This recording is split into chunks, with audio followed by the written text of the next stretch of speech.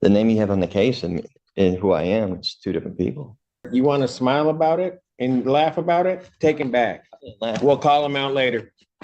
Take him back. You keep laughing. You laugh one more time, that's 30 days. Go contempt. Look it up. I'm not threatening you. Say one more word and that's contempt. 30 days. 30 days. All right, everyone, this is one of the most intense court hearings you're likely to witness, featuring a sovereign citizen whose behavior stands out as particularly smug and disrespectful, as he repeatedly interrupts and refuses to stay quiet, almost appearing as though he is inviting harsher consequences. Throughout the proceeding, the judge firmly addresses his arguments, making it clear that claims of being above the law do not succeed in a courtroom setting. Share your thoughts about his conduct in the comments, and if you enjoy courtroom content like this, be sure to like the video and subscribe as we take a closer look at what unfolds. Seems to be some confusion. What's the confusion? I've stated multiple times on the record that I wish to represent myself. Well, I thought we got rid of that issue the last. Yeah, I thought so too. I spoke to this gentleman right here and expressed my wish to represent myself as well. All right. Well, if he doesn't want you, I mean, we'll figure that out in a moment. So, Mr. Styron, we're going to go through this again. What do we want to do in this case? You understand what you're charged with, sir? I understand what the charges are against me, yeah. Okay, look, you're going to have to give me straightforward answers to my questions because I've got to make sure that you understand certain things. I got to do certain things here. From my understanding, you understand, first of all, that if you do indeed direct, you want to smile about it and laugh about it, take him back. We'll call him out later. Take him back. You keep laughing. You laugh one more time, that's 30 days. Go contempt. Look it up. That certainly escalated quickly, and I have to say I appreciate the way Judge Simpson handles sovereign citizen arguments with a direct, no-nonsense approach. It does raise the question of what individuals using those tactics expect will happen in court, especially when the behavior on display, laughing and smiling during serious proceedings, makes the situation appear less than sincere. Historically, arguments rooted in sovereign citizen ideology have not succeeded in court, which leaves many observers confused about the strategy and overall purpose behind the movement.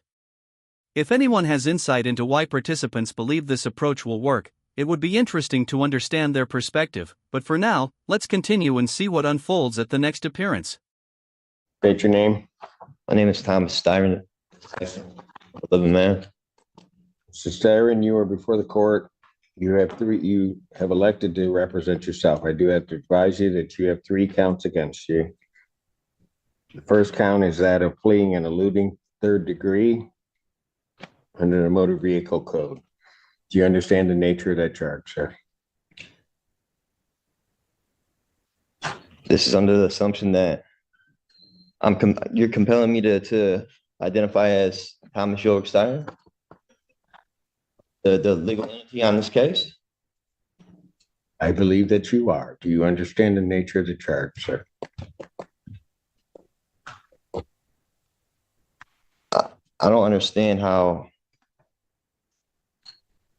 the name you have on the case and who I am, it's 2 different people. I have a complaint, Thomas Styron II. Do you understand that that individual is charged with fleeing and eluding 3rd degree? So, do you understand the nature of that charge? You just need to answer my question. For the record, take him back, and when he decides he wants to cooperate, we'll bring him back. Maybe. I'm not threatening you. Say one more word, and that's 30 days. 30 days. That escalated quickly, and it certainly seemed like he was not making choices that would protect his freedom, as the 30 days for contempt appeared to stem directly from his own conduct. It raises the question of what outcome he realistically expected. You can see Judge Simpson giving him an opportunity to respond appropriately, yet he still failed to take advantage of that chance, which makes the situation even more puzzling. It almost feels as though basic common sense was being ignored entirely. Share your thoughts in the comments about what you believe his objective might be, because it is difficult to understand the strategy here. And now let's continue and see what happens when he returns for the 3rd appearance. Recalls the case, people of the state of Michigan versus Thomas Styron II. Mr. Styron, you are before the court on a felony complaint that does allege count one. And I'm going to presume, since you do not want to answer the court's questions, that you understand English and understand what I'm saying. You are before the court on 3 charges. Count one is the charge of fleeing and eluding third degree. Under the Michigan Motor Vehicle Code, that is a felony punishable by up to 5 years incarceration or $1,000 fine plus court cost, and would require the Secretary of State to suspend your license for up to 1 year upon conviction. Count two is assaulting, resisting, and obstructing a police officer. That is a felony or high court misdemeanor punishable by up to 2 years incarceration and or a $2,000 fine plus court cost. Count three is a misdemeanor offense of operating with a license suspended, denied, and or revoked. That is a misdemeanor as indicated, punishable by up to 93 days, $500 fine plus court costs. Your vehicle could be subject to immobilization. Since you refused previously to answer my acknowledgement as to whether you understand that, I will assume that you understand what you're charged with. You are also entitled to be represented by counsel at this and all subsequent proceedings. If you cannot afford to hire an attorney would be provided at public expense to represent you in this matter. You are entitled, as indicated, to be represented at this proceeding, all subsequent proceedings, including your preliminary examination, and if the matter were to proceed by trial, you would be entitled to counsel. It is, as we have gone through the previous proceedings, the court's understanding that you do not wish to be represented by counsel, and that this matter will then proceed forth with you representing yourself. I have to advise you that in representing yourself, the court will make the presumption that you understand the Michigan court rules, those regarding both procedure and those regarding evidence. The court will not be providing any legal assistance to you during the course of those proceedings and will hold you to the same standards that I would hold an attorney representing or practicing before this court.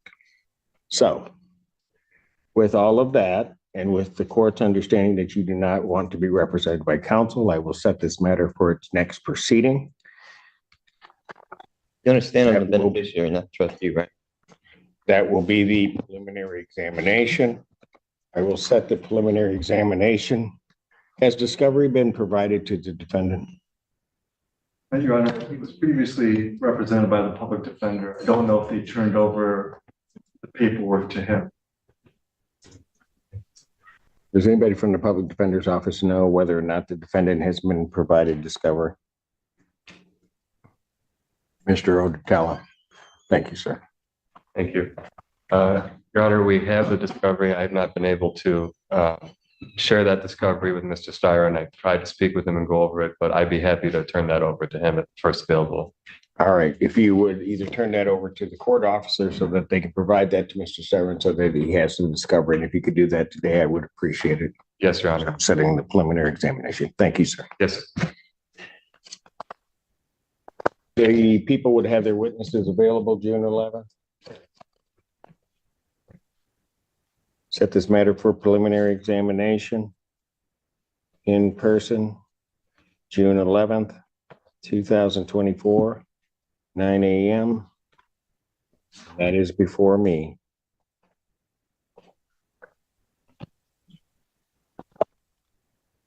Defendant, as he was leaving the courtroom the last time, the court did find the defendant in contempt, sentenced him to 30 days. The defendant will serve that sentence.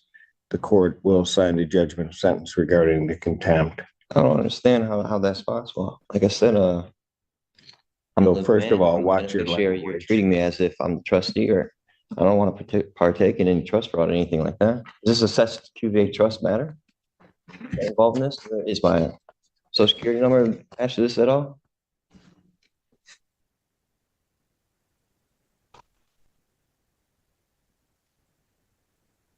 Go figure. Mr. Styron, or whoever you wish to be addressed as, I'd suggest that you watch yourself because there's going to be more time coming. You keep it up. You're You will preserving learn, that you will jurisdiction learn of the how community. to conduct yourself appropriately in these proceedings in this courtroom and before me. You will not in any manner whatsoever You're trying to disrespect compel me to be somebody I'm not. or this You institution. have no evidence It will not to prove that happen. I'm who you say I You am. will not talk to me in that fashion. In what fashion? I'm not the one being unethical. Very good. You'll serve the 30 days. We'll see. We'll see him on the 6th. Bond continued. Do you think 30 days for contempt was sufficient in this situation, or should it have been more? Because at one point it almost seemed possible the judge might add additional time after the remarks made at the end. It really makes you wonder how far someone believes they can push their luck in a single hearing. You have to acknowledge that this sovereign citizen entered the courtroom fully committed to his theories and refused to retreat from them, no matter how unrealistic they sounded, which, while questionable in judgment, did show persistence. This case ultimately serves as a clear example of how not to conduct oneself in court, since judges have the authority to impose contempt sanctions to maintain order, and disrespect rarely strengthens anyone's position. If anything, the situation highlights the importance of understanding your legal rights accurately rather than relying on incorrect interpretations. Watching Judge Simpson manage the exchange was both frustrating and, in some ways, satisfying, as his approach was firm and composed throughout, and many observers may feel he handled the matter appropriately. Share your thoughts on whether 30 days was enough or if a longer sanction would have been justified, and if you enjoy courtroom breakdowns like this, consider liking and subscribing, and thanks for watching.